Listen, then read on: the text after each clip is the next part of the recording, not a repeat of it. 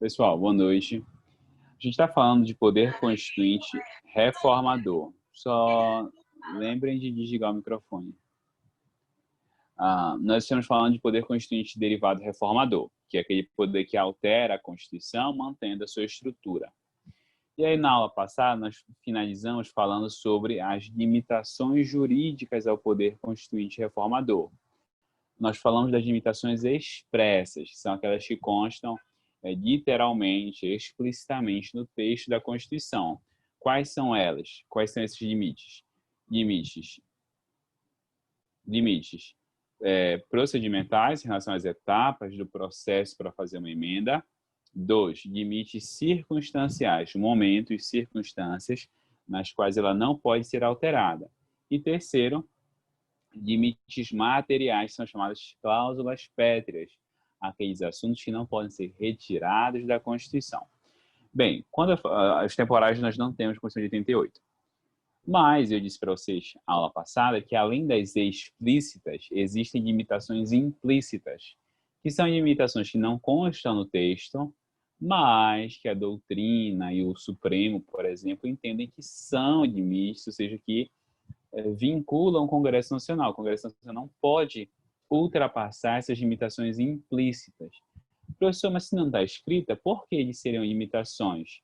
Porque se você deixa respeitar, você rompe a estrutura da Constituição. A Constituição para de fazer o sentido que ela fazia antes. Então, para preservar a essência, a natureza, a estrutura da Constituição, 3 limites não podem ser tocados pelo Congresso Nacional quando ele vai emendar a Constituição. Quais são eles? Tá bom? Primeiro, a alteração do titular do poder constituinte originário. Quem é o titular do poder constituinte originário, gente? Alguém lembra? Professor Nicolai. É o povo. O povo é o titular do poder constituinte originário. Ao povo pertence a essa titularidade. O Congresso Nacional pode fazer uma emenda e dizer, opa, a partir de agora, o titular do poder constituinte originário somos nós. Nós somos o titular desse poder. Ele pode fazer isso? Não. Professor, mas não consta no artigo 60. Não consta, mas é da estrutura da nossa Constituição democrática que esse poder pertence ao povo e ponto. Que ele não seja transferido para uma outra figura. Ok? Então, não é admissível uma emenda que proponha transferir a titularidade do poder constituinte originário do povo para qualquer outra figura. Professor, mas isso nunca aconteceria? Bem, de alguma forma já aconteceu, né? Quando na Alemanha nazista nós tivemos o chamado princípio do Führer, ou o princípio que dizia que a última palavra era de Hitler, era do Führer.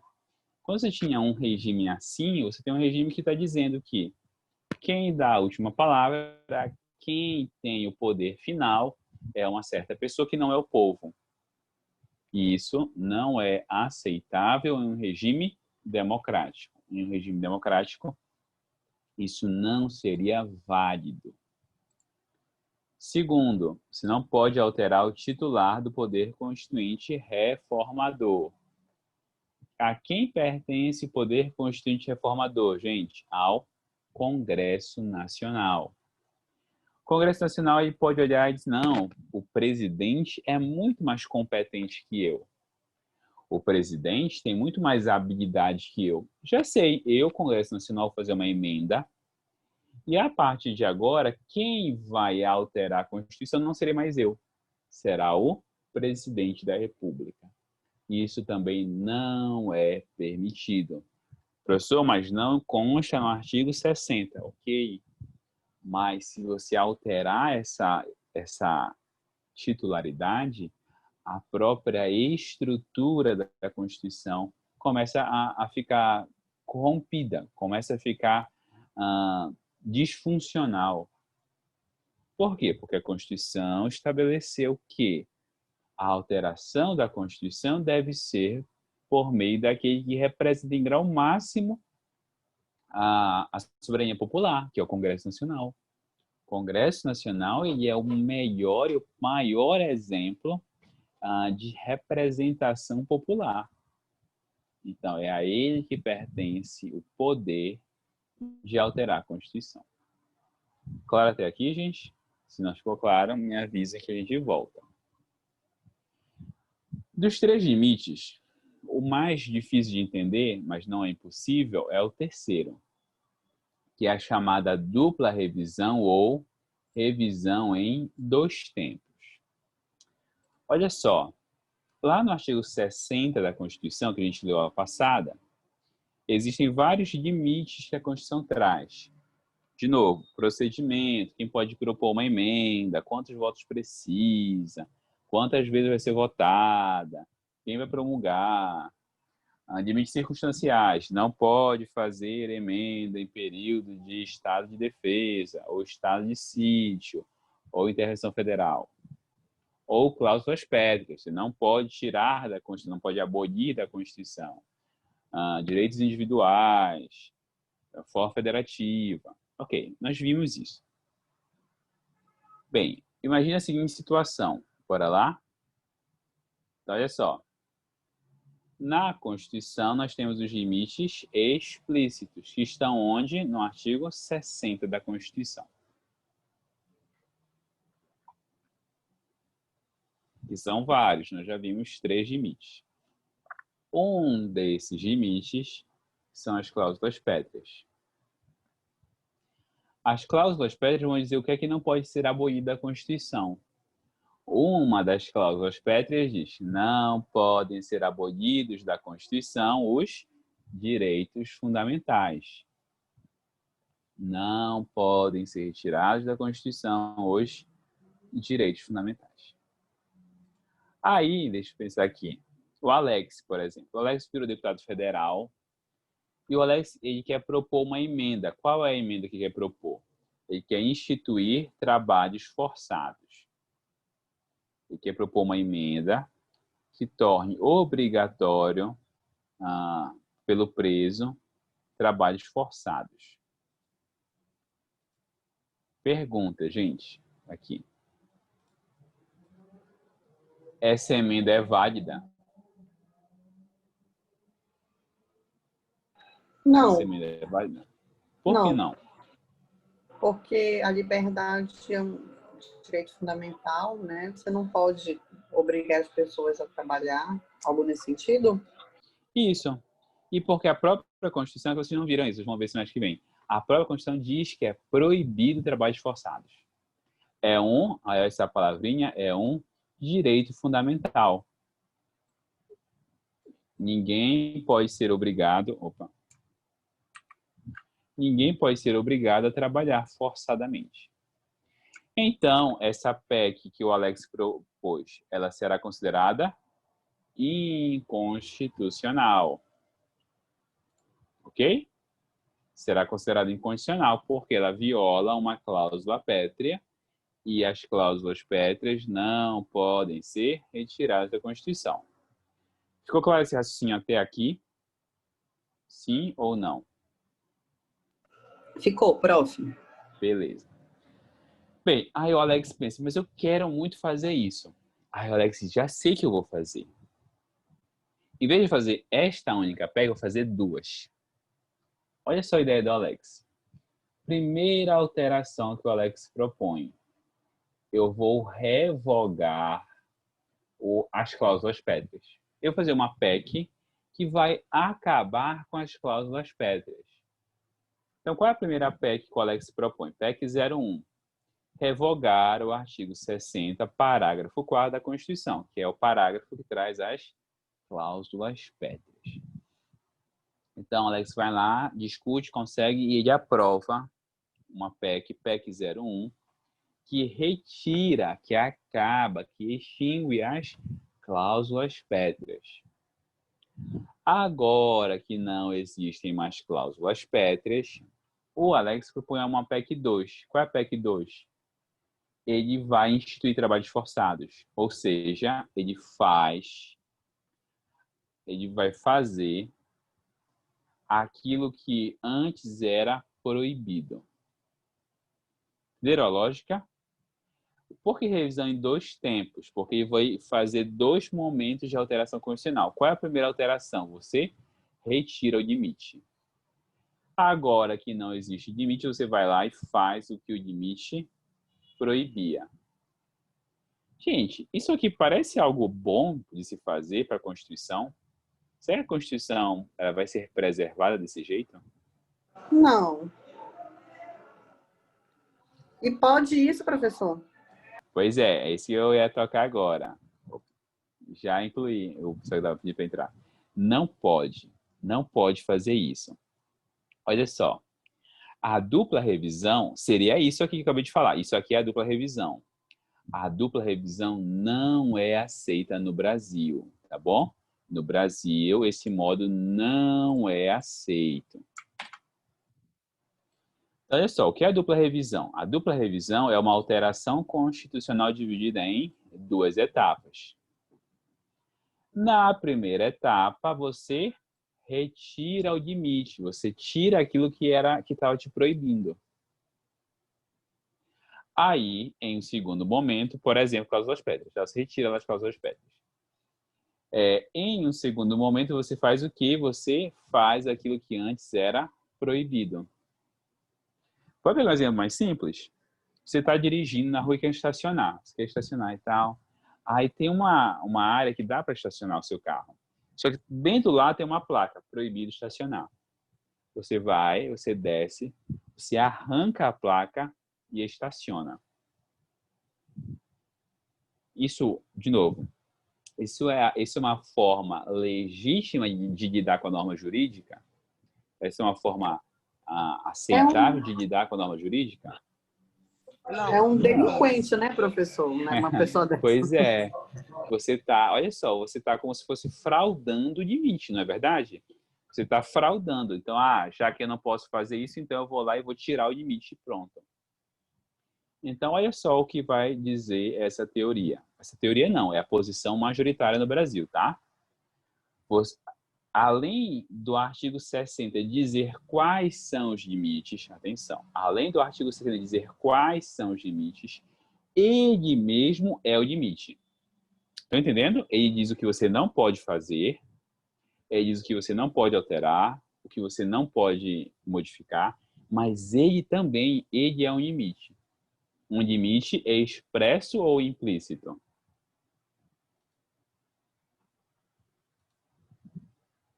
O próprio artigo 60 da Constituição é um limite expresso ou implícito? Ele não poder ser alterado. Um limite implícito. O artigo 60 foi o que nós vimos na aula passada, vocês estão esquecendo. Tá bom?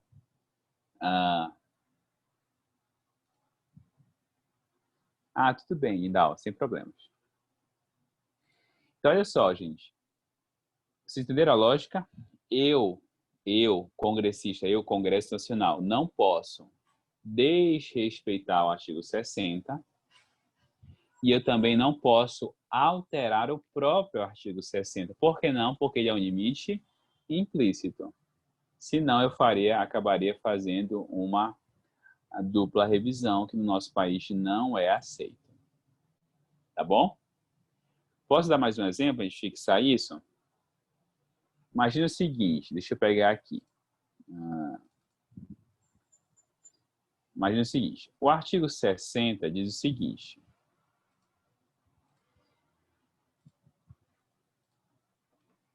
Artigo 60 da Constituição. Opa, por que está escrevendo agora? Artigo 60.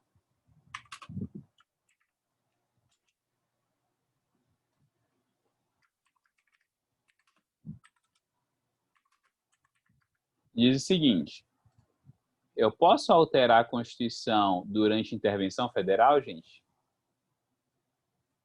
Eu posso alterar a Constituição durante intervenção federal, quando a União vai lá e intervém em certo estado? Se eu não me engano, o professor pode, né? Não pode, nem Não? estado de sítio, nem intervenção federal, nem estado de defesa, não pode. Aqui, olha só a gente relembrar. Artigo 60.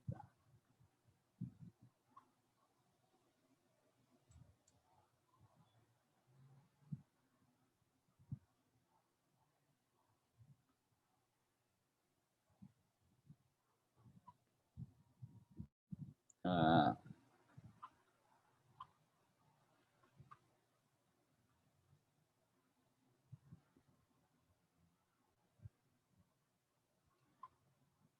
aqui, artigo 60, gente. A Constituição não poderá ser emendada na vigência de intervenção federal, estado de defesa ou estado de sítio, tá bom? É o que diz a Constituição.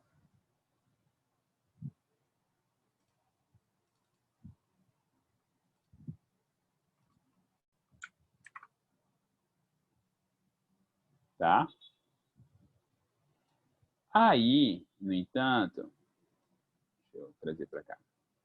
O presidente, ele quer decretar intervenção federal, só que ele quer aprovar uma PEC.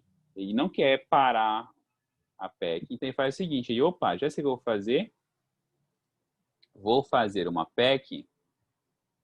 Olha só, PEC é um projeto de emenda à Constituição, tá? PEC 01. O que essa PEC 01 vai fazer? Essa PEC 01 vai apagar da Constituição isso aqui. Vai apagar da Constituição a parte que fala em intervenção federal. Vai riscar da Constituição. Depois que estiver riscado, ele vai fazer uma PEC 02. Qual é a PEC 02? A PEC 02 ele vai fazer uma intervenção federal ele vai fazer uma PEC durante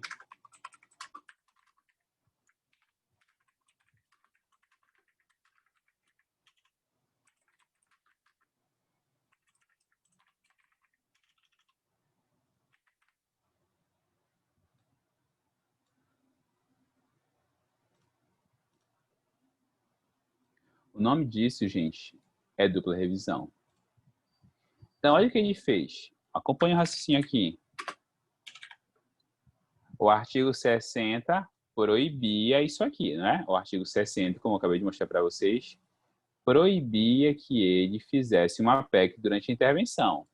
Isso aqui era proibido. O que foi que ele fez? Antes, ele usou uma outra PEC, uma outra alteração na Constituição para retirar aquilo que impedia ele.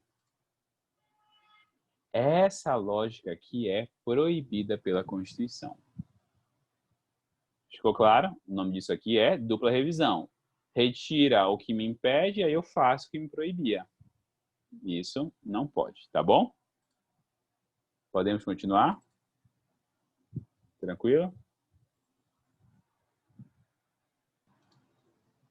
Então, olha só, continuando. Então, a gente conclui aqui o poder constituinte reformador, que é o poder de alterar a Constituição, fazer uma alteração pontual nela. Bem, a gente está dentro de poder constituinte derivado, lembra? A gente está aqui dentro, derivado. Poder constituinte derivado, para quem não lembra, é o poder de cumprir uma ordem que a Constituição deu. Está aqui, ó. A Constituição dá uma ordem e nós temos o poder constituinte derivado, que se divide em 3. Reformador, nós já vimos. Decorrente e revisor. São 3. Já vimos o reformador, vamos ver mais um. Mais 2 hoje ainda, na verdade. Poder constituinte, gente, revisor. Olha só, acompanhe aqui o raciocínio comigo primeiro, depois eu leio com você. Bem, a reforma, a gente conversou lá atrás, é para alterar uma coisa ou outra, lembra? Eu não posso alterar tudo na Constituição, porque senão vai ficar muito frágil. Eu vou alterando a Constituição aos poucos. Bem, essa é a ideia de reforma. O que é a revisão, gente? A revisão também é uma alteração na Constituição. Só que ela é uma alteração abrangente na Constituição, vai alterar muita coisa. Então, olha só, o que é que o poder constituinte revisor faz? Ele faz a revisão constitucional. Qual é a diferença? Bem, ele, assim como o reformador, o poder revisor, ele também altera a Constituição sem romper com ela, ou seja, ele muda algo respeitando a Constituição. Qual é a diferença? A diferença é que a revisão constitucional ela é uma alteração abrangente. Ela vai alterar muita coisa da Constituição. Qual é a regra? Reforma ou revisão? A regra é reforma. A regra é alterar uma coisa ou outra.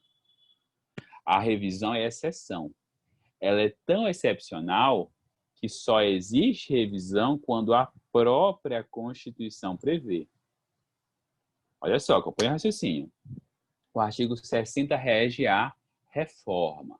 Reforma da Constituição. Quando eu preciso de uma alteração muito grande, muito abrangente de muitos assuntos, a Constituição prevê a revisão constitucional. A revisão, ela ocorre só em certas situações. Qual a situação, professor? Está lá no ADCT. O que é o ADCT? O ADCT é uma espécie de anexo da Constituição. São normas constitucionais transitórias. São normas constitucionais que vão valer apenas por um certo tempo.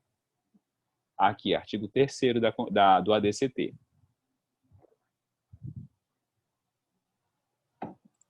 Olha o que ele diz. A revisão constitucional será realizada após 5 anos contados da promulgação da Constituição. Daria quando isso? A partir de 5 de outubro de 1988. Então, 5 de outubro de 1993. Ela foi promulgada em 88, 5 anos depois, 93. O ADCT, né, que é uma norma constitucional, disse: a Constituição será revisada, será alterada de forma geral em 93. Aí você diz, professor, por que em 93? Porque o ADCT prevê que a Constituição seja alterada abrangentemente, de forma abrangente em 93. Porque ela previu um plebiscito em setembro de 93. Faz o plebiscito em setembro. Dependendo do resultado deste plebiscito, faz uma revisão em outubro. Por quê, professor? Bora ler? Que plebiscito foi esse? No dia 7 de setembro de 93, o eleitorado definirá, através de plebiscito, o quê? A forma, se seria uma república ou uma monarquia, e o sistema de governo, se seria parlamentarismo ou presidencialismo, que deveriam vigorar no Brasil. Gente, pergunta. A nossa Constituição foi feita pensando em uma república ou em uma monarquia? Acho que em uma república.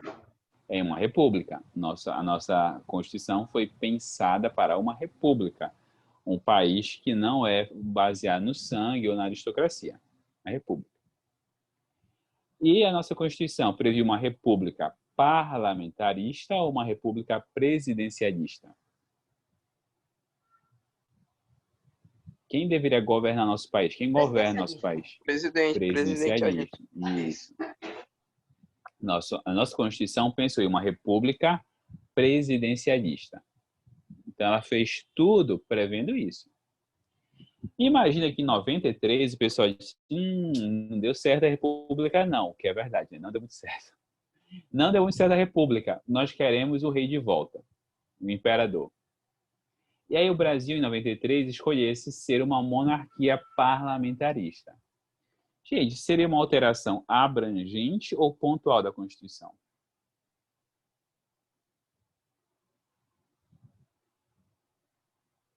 Eu faria uma alteração geral da Constituição ou uma alteração específica? Seria muita coisa geral, ou pouca geral. coisa? Acho que Seria geral, uma alteração geral, exatamente. Então, não seria suficiente uma reforma, eu teria que fazer uma revisão. Por isso, nós temos uma revisão constitucional. Tivemos uma revisão constitucional.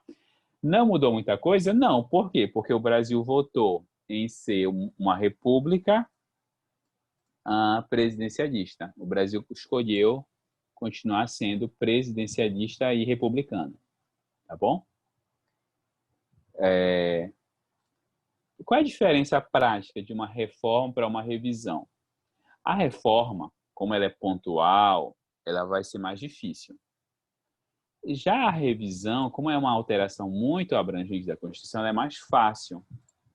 Olha só, A revisão seria aprovada pelo voto da maioria absoluta dos membros do Congresso. Gente, quantos votos são necessários para aprovar uma emenda? Quero ouvir vocês. Ouvir não, pode ser escrito também. Eu quero saber de vocês. Quantos votos eu preciso para aprovar uma emenda? 2/3. Quase. Mais um pouquinho. Quer dizer, proporcionalmente é menos, mas enfim. É uma fração também, mas não é 2/3. 3? 3/5. 3/5, muito bom, 3/5. Gente, aqui é a maioria absoluta. Maioria absoluta é mais ou menos que 3/5?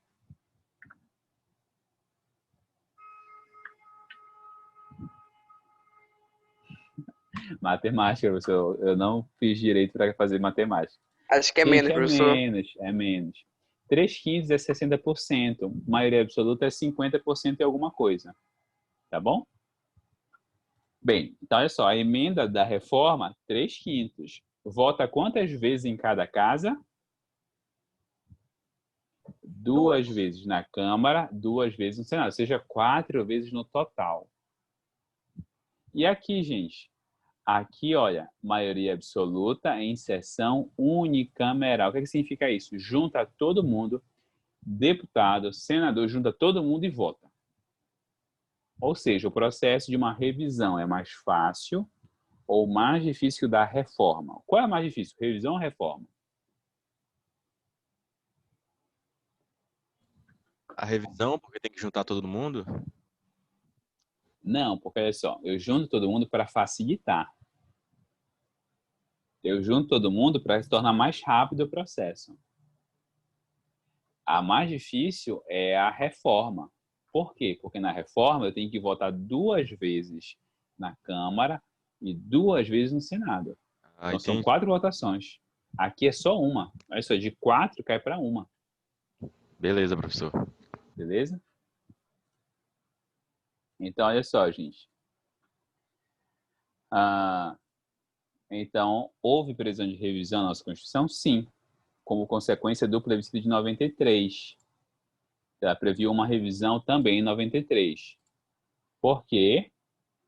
Para fazer uma alteração abrangente, caso houvesse uma alteração no modelo de Estado ou de governo que nós adotávamos, né? Que continuou sendo o mesmo. Qual foi o procedimento, gente? Qual o procedimento previsto? Ao invés de 3/5 dos votos, o quórum caiu para maioria absoluta. Ao invés de 2 turnos em cada casa, caiu para uma sessão unicameral. Claro até aqui, gente? Sim? Sim, professor.